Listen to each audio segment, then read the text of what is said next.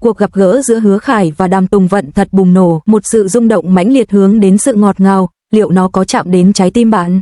Khi Hứa Khải và Đàm Tùng Vận ở bên nhau, phản ứng hóa học giữa họ bùng nổ, khí chất lạnh lùng, xa cách của Hứa Khải như một làn gió mát, còn tính cách tươi sáng, hoạt bát của Đàm Tùng Vận như một ngọn lửa đam mê.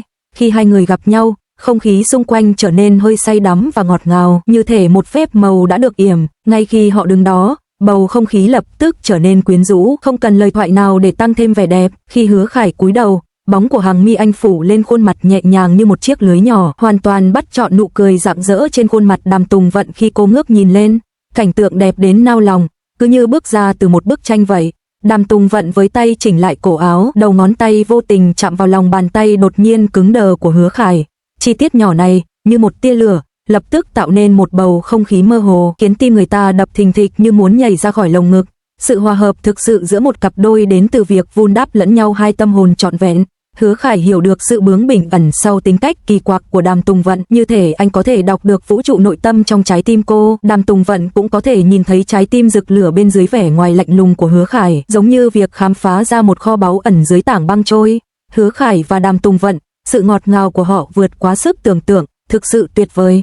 Có phải họ là trời sinh không? Mỗi lần Hứa Khải và Đàm Tùng Vận xuất hiện cùng nhau trên màn ảnh, cứ như thể một nàng tiên gặp gỡ một vị thần vậy. Ánh mắt ngọt ngào của họ có thể lập tức xuyên thấu tâm hồn. Phản ứng hóa học trên màn ảnh và ngoài đời của họ giống như một câu chuyện cổ tích. Tình yêu của họ không kịch tính, mà là một tình cảm sâu sắc, bền bỉ, như cơn mưa xuân dịu dàng nuôi dưỡng đất mẹ, khiến bạn tin rằng tình yêu thiên đường thực sự tồn tại. Ôi trời, nói đến Hứa Khải và Đàm Tùng Vận, cặp đôi thần thánh này khiến tôi vô cùng phấn khích. Mỗi lần họ ở bên nhau, cứ như thể một vị thần và một người phàm gặp nhau, ngọt ngào đến mức gần như xến xúa, khiến bạn nín thở và khiến cuộc sống dường như tươi sáng hơn. Làm sao đây không phải là tình yêu thiên đường được? Đừng nói với tôi là bạn chưa từng bị mê hoặc bởi ánh mắt của họ. Đó không chỉ là đôi mắt bình thường, mà là một quả bom ngọt ngào, có thể lập tức xuyên thấu tâm hồn. Lần đầu tiên tôi thấy họ tạo dáng chụp ảnh trên thảm đỏ, cảm giác như đang xem một bộ phim thần tượng không kịch bản. Ánh mắt, nụ cười, sự thấu hiểu không lời đó là đỉnh cao của màn thể hiện tình cảm công khai tột đỉnh. Bạn biết không, ánh mắt giao nhau của họ còn ngọt ngào hơn bất kỳ bộ phim thần tượng nào. Trong những khoảnh khắc ánh mắt họ chạm nhau, cả thế giới dường như ngưng đọng, không khí trở nên đặc quánh và ngọt ngào. Tôi cảm thấy mặt mình đỏ bừng như thịt lợn chua ngọt, ngọt đến mức gần như sủi bọt. Đúng vậy, cặp đôi thần thánh này có thể biến cuộc sống bình thường thành chuyện cổ tích. Cả trên màn ảnh lẫn ngoài đời, họ luôn duy trì sự trân trọng dịu dàng lẫn nhau. Mỗi nụ cười của họ là một báu vật được thời gian mài giũa. Hãy nhìn những cử chỉ nhỏ nhặt của họ, một cái gật đầu, một nụ cười dịu dàng, thậm chí chỉ đứng cạnh nhau giống như đang vận hành một quả bom ngọt ngào. Điều đó khiến tôi tự hỏi liệu họ có bí mật điều chỉnh ánh mắt giao nhau sau ống kính mỗi khi nhìn nhau không? Họ quá giỏi trong việc lan tỏa đường ngọt. Mối quan hệ của họ giống như chỉ có hai chúng ta trên thế giới này, một sự lãng mạn dường như không thể tin được trong cuộc sống thường nhật. Hãy tưởng tượng họ ngồi bên cửa sổ vào đêm khuya, ngắm nhìn những vì sao nụ cười ấy, câu hỏi ấy, em có nhớ ngày đầu tiên chúng ta gặp nhau không? Và bạn ngay lập tức cảm nhận được tình yêu có thể thuần khiết, trong sáng đến nhường nào. Và đó chưa phải là tất cả, những cuộc trò chuyện của họ cũng đầy sự thấu hiểu không lời và sự đồng thuận ngầm.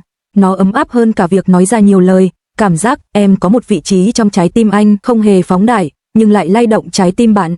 Có người nói rằng tình yêu nên giống như của họ, một dòng suối êm đềm, không cần khung cảnh xa hoa, không cần cốt truyện phức tạp, chỉ cần những năm tháng bình yên, sự hỗ trợ lẫn nhau và sự mãn nguyện. Bạn biết không, chứng kiến những tương tác của họ khiến tôi tin rằng một tình yêu thiêng liêng như vậy thực sự tồn tại trên thế giới này. Đó không chỉ là sự ngọt ngào của lời nói, mà còn là sự ấm áp của những trái tim hòa quyện.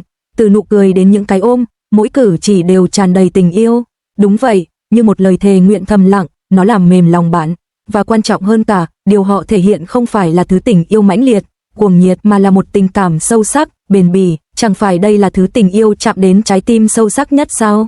Giống như cơn mưa phùn mùa xuân, nó âm thầm nuôi dưỡng nhưng lại thanh lọc tâm hồn một cách trọn vẹn. Chỉ cần nghĩ đến việc họ cùng nhau trải qua từng khoảnh khắc của cuộc sống cũng khiến tôi cảm thấy không có tình yêu nào trên thế giới đáng tin hơn, cảm động hơn thế. Khi Hứa Khải lần đầu tiên nhìn thấy Đàm Tùng Vận, anh lập tức bị thu hút bởi vẻ đáng yêu của cô. Tại một sự kiện sang trọng và lộng lẫy, Hứa Khải và Đàm Tùng Vận gặp nhau lần đầu tiên, như thể định mệnh. Đàm Tùng Vận duyên dáng bước vào địa điểm như một con bướm, đôi mắt sáng long lanh tỏa ra vẻ thuần khiết chưa hề bị vấy bẩn, như những vì sao lấp lánh trên bầu trời đêm sâu thẳm. Ánh mắt của Hứa Khải không tự nguyện bị cuốn hút về phía cô. Trong khoảnh khắc ngắn ngủi đó, thế giới dường như ngừng lại, nụ cười khẽ cong lên trên đôi môi của Đàm Tùng Vận lan tỏa, sự ấm áp của nó dường như dễ dàng xua tan mọi u ám và lấp đầy trái tim người ta bằng ánh nắng mặt trời. Mỗi nụ cười và cử chỉ của cô đều toát lên vẻ tinh nghịch và sống động, như một đóa hoa rực rỡ nở rộ trong mùa xuân, tràn đầy sức sống và sự hăng hái. Hứa Khải nhìn cô, và hình ảnh đáng yêu của cô lập tức hiện lên trong tâm trí anh.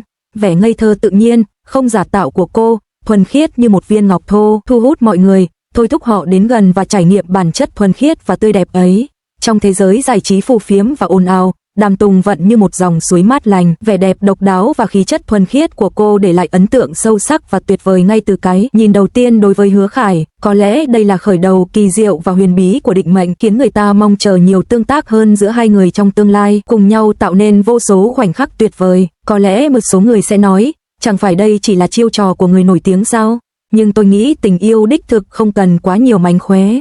Sự hiện diện của họ giống như mở ra một cánh cửa, cho phép tất cả chúng ta thấy rằng ngay cả những ngày bình thường cũng có thể ngọt ngào như một giấc mơ. Chỉ cần ai đó sẵn lòng trao cho bạn ánh nhìn, sát thủ, sẵn lòng đối mặt với tương lai bằng một nụ cười, chẳng phải đó là hình thức cao nhất của tình yêu thiêng liêng, sao?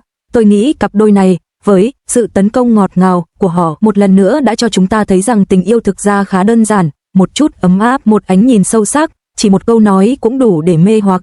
Tôi chân thành hy vọng hạnh phúc của họ, cũng như tình yêu của họ, sẽ kéo dài mãi mãi, không một chút khiếm khuyết. Có lẽ điều đẹp nhất trong cuộc sống là có người sẵn lòng chiều chuộng bạn bằng tất cả sự dịu dàng và quan tâm, khiến bạn cảm thấy thế giới này không cần gì ngoài bạn. Phải chăng Hứa Khải và Đàm Tùng Vận thực sự là một tình yêu cổ tích? Tôi nghĩ, ít nhất, họ đã cho chúng ta thấy qua hành động của mình rằng chỉ cần bạn yêu thương hết lòng, ngay cả thần tiên trên trời cũng phải ghen tị với sự thuần khiết và đam mê của họ. Ôi, sự chiều chuộng ngọt ngào này chính là hình thức đẹp nhất của tình yêu, giống như họ luôn dõi theo nhau, cùng nhau bước đi, không bao giờ phai nhạt, vẫn luôn lay động lòng người dù năm tháng có trôi qua. Sự thu hút lẫn nhau này không giống như thứ tình cảm ngọt ngào được sản xuất hàng loạt trong các bộ phim thần tượng, nó là một điềm báo được số phận âm thầm gieo trồng trong một vũ trụ. Song song, mỗi cuộc gặp gỡ đúng lúc đều giống như một cuộc hội ngộ định mệnh. Sự kỳ diệu của số phận quả thực đáng kinh ngạc. Hứa Khải và Đàm Tùng Vận đã biến cụm từ tâm giao hòa thành một câu chuyện tình yêu lãng mạn, xa hoa bậc nhất, như thể tô điểm thêm một lớp vàng óng ánh cho mối quan hệ của họ.